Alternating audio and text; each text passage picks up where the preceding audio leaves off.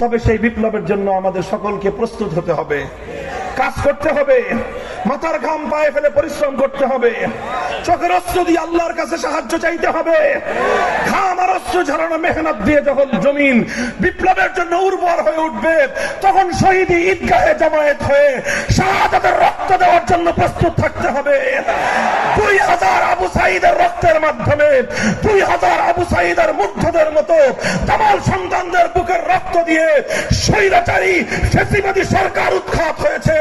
এভাবে 2000 নয়, যদি 2 লক্ষ তাজা প্রাণের প্রয়োজন হয় আল্লাহর কোরআনের শাসন কায়েম করার জন্য শহীদ ঈদগাহে কারা জামায়াত হবা, কারা জামায়াত